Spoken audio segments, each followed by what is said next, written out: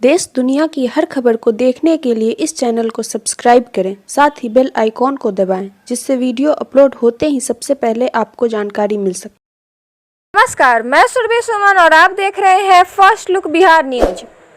मुजफ्फरपुर पहुंचे डीजीपी ने मुजफ्फरपुर रेंज के पुलिस कप्तान, डीएसपी एवं अन्य के साथ किया अपराध समीक्षा बैठक। मुजफ्फरपुर में पहुंचे बिहार के DGP SK Singhal Muzaffarpur range IG समेत तिरहुत रेंज के सभी 4 जिलों के पुलिस कप्तान और डीएसपी सहित सर्किल इंस्पेक्टरों के साथ किया अपराध और पुलिसिंग विधि व्यवस्था को लेकर समीक्षा बैठक, जिसमें मुजफ्फरपुर रेंज आईजी मुजफ्फरपुर, वैशाली, सीतामढ़ी और शिवहर जिले के पुलिस कप्तान, डीएसपी और पुलिस पदाधिकारी शामिल थे।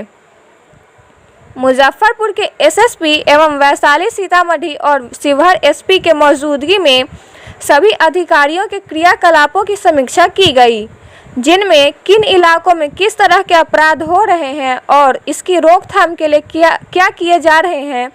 इन सभी बिंदुओं पर डीजीपी ने पुलिसिंग का हाल देखा। हम लोग पूरा प्रयास कर रहे हैं और इसी कड़ी में जो हमारे कुछ रिटायर्ड अफसरान हैं उनको भी बहाली करने का प्रयास हो रहा है। नए पद सैंक्शन जो हैं वो हुए हैं। आज की तारीख में पिछले साल करीब 1600 सब इंस्पेक्टर जो हैं उनका पासिंग और परेड हुआ था, जिस पे माननीय मुख्यमंत्री जी ने शिरकत की थी, और अभी 2277 सब इंस्पेक्टर और सार्जेंट ट्रेनिंग में हैं। वो लोग जो हैं अपने जिला ट्रेनिंग के लिए आने वाले 5-6 महीने में आ जाएंगे। तो इन सब प्रयासों से जो है वो स्थिति में गुणात्मक सुधार निश्चित तौर पे है। माल खाना को व्यवस्थित करने का क्या है? माल खाने की व्यवस्था के लिए मैं बता रहा हूँ, देखिए जैसे जैसे हमारी आबादी बढ़ी, जैसे जैसे कांडों का रजिस्ट्रेशन बढ़ा, जैसे जैसे पुलिस का काम में बढ़ोतरी हुई, तो मालखाने के अंदर के जो प्रदर्शनों की संख्या भी लगातार बढ़ती चली गई। और जो पुरानी हमारी अरेंजमेंट है उसमें मालखाने की जो जगह है वो बहुत सीमित है। तो अब हम लोग कोशिश ये कर रहे हैं कि इस समस्या के निराकरण के लिए किस तरह से रास्ते निकाले जाएं। नए थानों में जगह बढ़ा दी गई है और जो एक कंसेप्ट ये भी है कि हम किस तरह से जो सेंट्रलाइज्ड माल खाना है उसकी कुछ व्यवस्था करें, जिसके अंदर जगह काफ़ी ज़्यादा रहे और प्रदर्शनों का जो रखरखाव है वो भी अच्छे से हो सके और सेफ्टी भी बरकरार रहे। सर बिल्कुल क्लियर है, वो जो भी विदेशी नागरिक आते हैं वो उसके लिए जो वीज़ा का प्रावधान है और जो उसको रुकने के लिए जहाँ जहाँ सूचना देनी चाहिए, और जो हमारी एजेंसी इन कामों में लगी हुई हैं वो अपना चेक क्रॉस चेक करती रहती हैं। तो इस सब व्यवस्था के रहते हुए मेरे हिसाब से कहीं कोई परेशानी आनी नहीं चाहिए। लेकिन फिर भी अगर कोई छुप छुपाकर आने की कोशिश करेगा या किसी ने पहले भी प्रयास किए होंगे तो उसमें पहले भी लोग पकड़े गए हैं और आगे भी पकड़े जाते रहे। 112 नंबर की गाड़ी ड्राइवर भरोसे चल रहा है। नहीं, 112 की जो हमारी मैं बता रहा हूँ, ERSS जो है उसका फेज़ 1 का ये जो प्रोजेक्ट है इसको पूर्ण किया गया है। इसमें हमने अभी 400 गाड़ियाँ जो हैं वो खरीद कर और उनको रेट्रोफिट करके लगाई हैं। इन 400 गाड़ियों में अभी जो कवरेज है वो पटना जिला की पूर्ण है और बाकी सारे जो ज़िले हैं उनके अर्बन एरियाज़ में गाड़ियाँ जो है वो लगाई गई हैं। हर गाड़ी में एक ड्राइवर, एक PTC पास या अफसर और 2 जवान। केवल ड्राइवर दिख रहे हैं सर?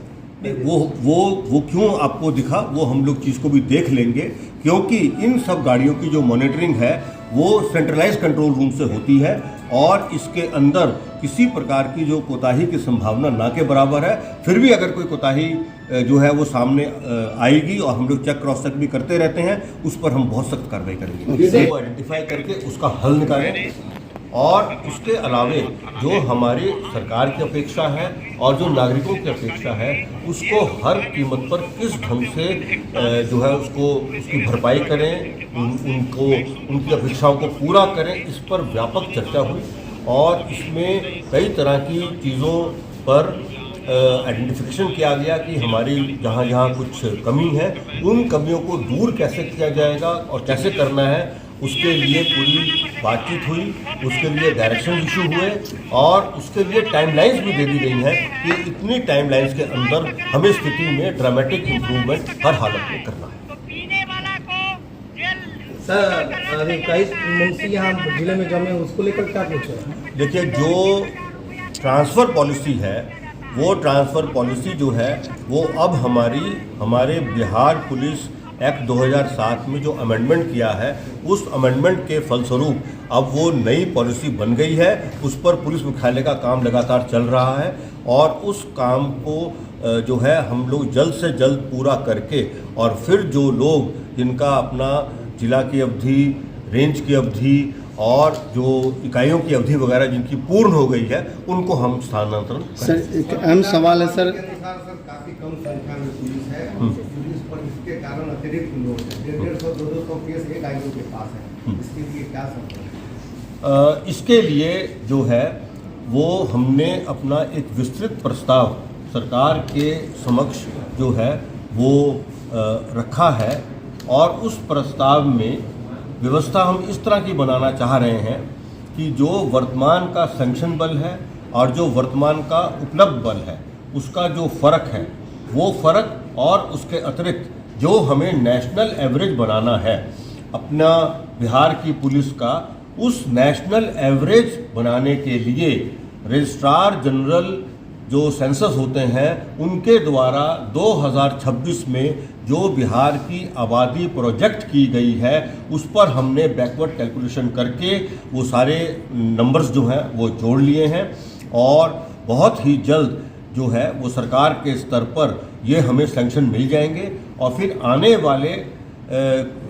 वाले कम से कम 8-10 वर्षों तक लगातार रिक्रूटमेंट होगा, ट्रेनिंग होगी, ये सारे काम इन हाउस होंगे और इसी अवधि के अंदर हम लोग नेशनल